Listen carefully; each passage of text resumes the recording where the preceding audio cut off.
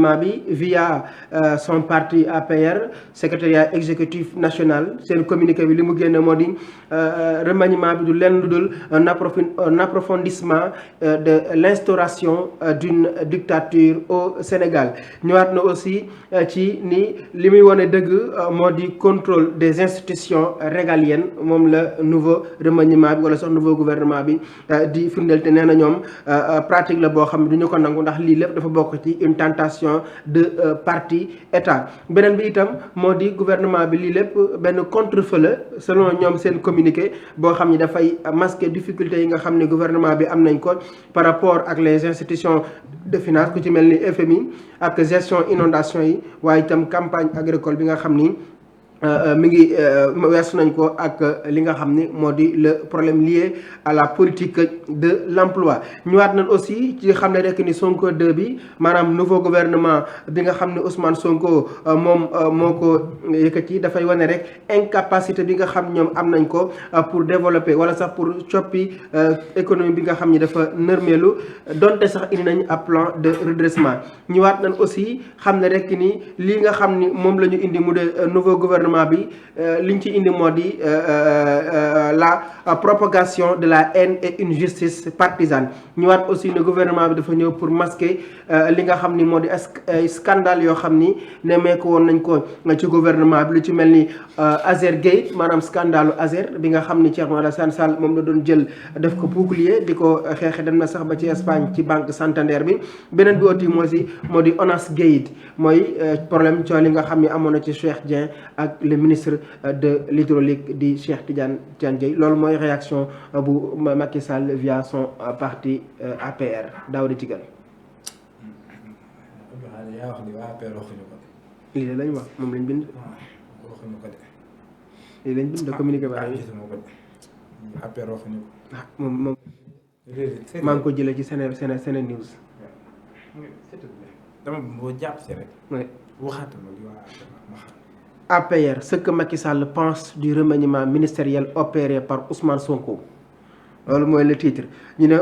Au lendemain du remaniement gouvernemental annoncé le 6 septembre, l'Alliance pour la République a vivement réagi dans une déclaration publiée par son secrétariat exécutif national. Le parti de l'ancien président Macky Sall estime que les changements opérés dans l'équipe gouvernementale constituent un approfondissement de l'instauration d'une dictature au Sénégal. L'APR pointe particulièrement les ministères de la Justice et de l'Intérieur, où il voit une volonté claire de contrôle des institutions régaliennes. Pour la formation politique, il s'agit d'une tentation de parti-État, une pratique jugée inacceptable et d'une autre époque. Selon le communiqué, ce réaménagement ne serait en réalité qu'un contre-feu destiné à masquer les difficultés de l'exécutif dans ses relations avec le FMI, la gestion des inondations, la campagne agricole ou encore la politique de l'emploi. Pour l'APR, le gouvernement Sonko 2 est incapable d'apporter des réponses concrètes à la crise économique actuelle malgré le plan de redressement économique et social porté par le Premier ministre. Le parti dénonce par ailleurs ce qu'il qualifie de gouvernance tatillonne, marquée par la culture du ressentiment, la propagation de la haine et une justice partisane.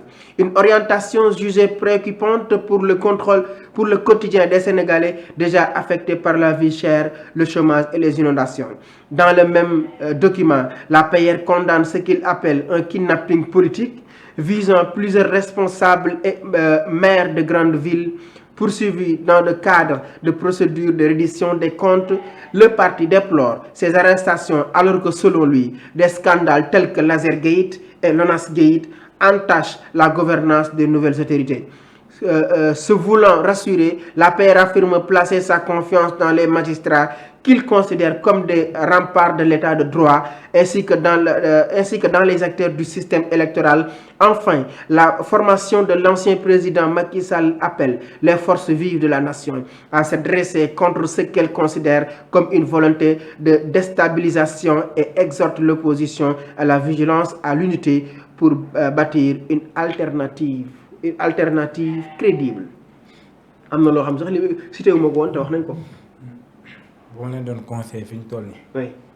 danaa leen la saa waxoon laa koy wax. ça dem leen préparer seen défense wuti avocat de la défense. dem leen ngeen dem si Me El Hadji Diouf mu lekk ci seen xaalis moo gën a yomb fi ñu toll nii li ngeen génn di wax. baal ma si wax ni mais ñi dañoo yëpp nit yi APR ñooy wax si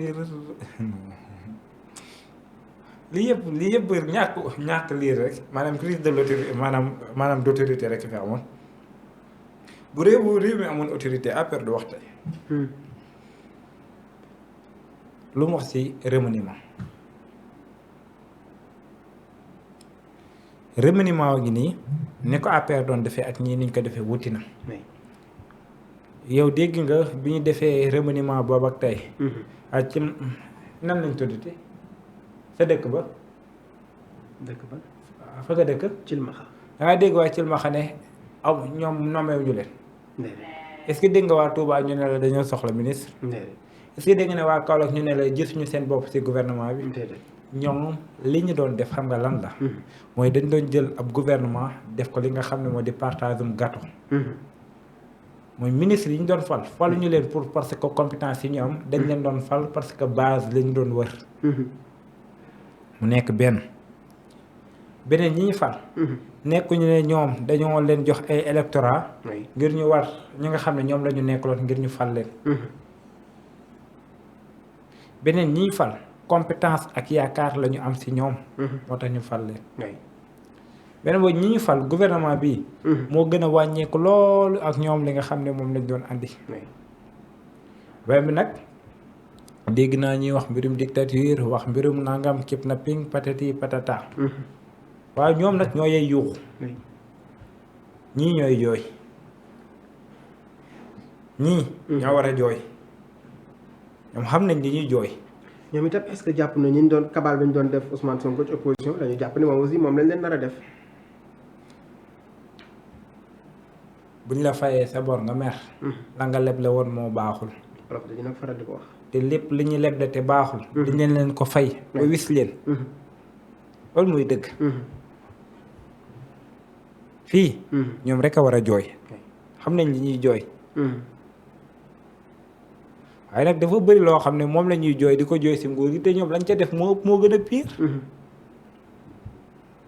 est-ce que gis nga fii ñu dajale ay nit tuumal leen ñoom dangaa leen dégg ñu wax ne ay force spéciale waaye ñoom APR képp koo ca teg loxo mënoo koo sosal moo def li tax nga jàpp ko tubaab ki it la xam kenn ku ne danga kaa dénkoon di demander gestion nan la yorewul bu leen déggee nag ñu naan ay prisonniers politiques ma ne ñii dañoo yëpp nit yi Diomaye moo fi nekkoon prisonnier politique de Sonko nekk fi prisonnier politique de ñii fan la ñu nekkoon bu ñu tuddee ay ñii ay rebelle ay forces spéciales commando force occulte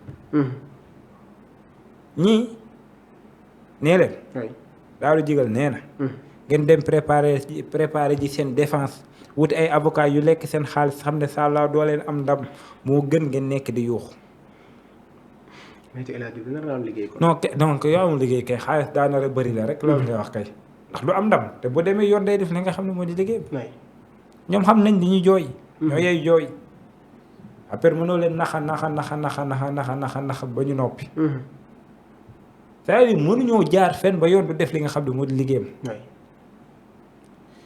fii kenn du leen jaay doole fii kenn du jalgati yoon waaye fii li nga fi leble rek dinañ la ko fay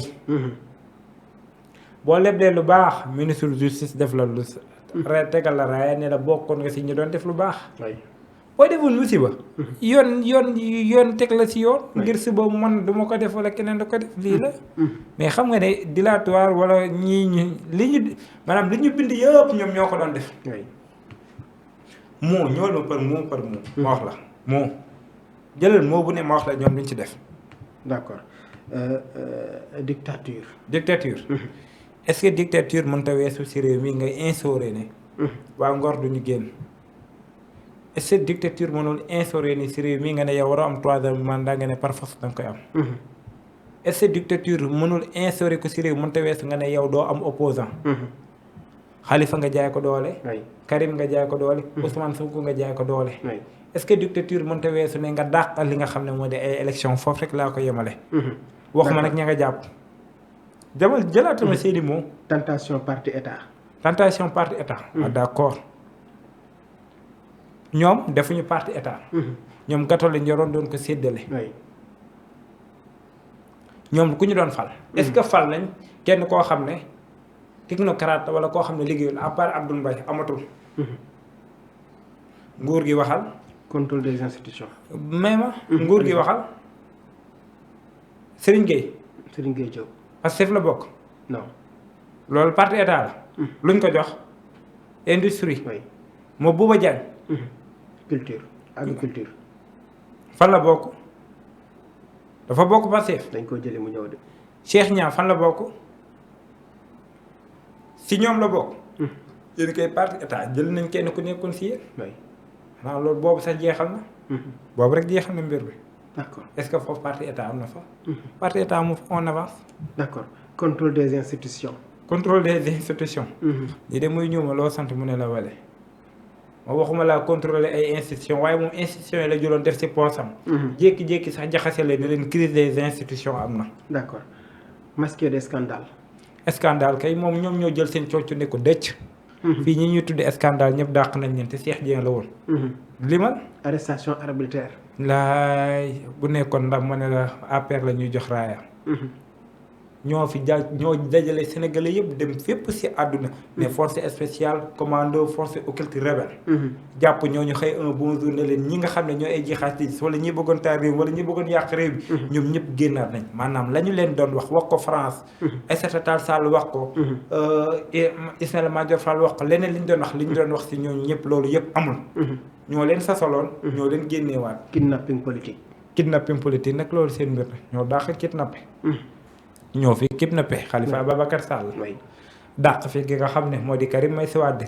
kidnappé Bassirou Diomaye Diakhar Faye.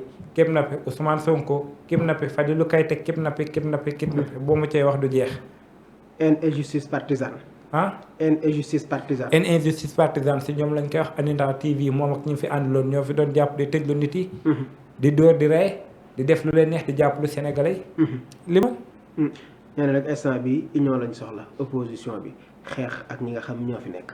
waaw ginnaaw gi nga xam ne ñëw nañ ci opposition ba tas ko. mujjee tas seen kër. foog nañ ne ñoom war nañ dajaloo. ànd ba amul conviction amul gëm-gëm. ñoom leen lañ soxla fi ñu toll nii. mooy dañoo sàcc dañoo rey xam nañ ne dañ leen di dóor. ñu naan woy wàlloo kaay leen ngeen jàppale ñu boole ñu jàppalewul la ñu defoon lu jaar yoon yet bi dina dal suñu kaw. d'accord incompétence Sonko mooy masquer inondation yi.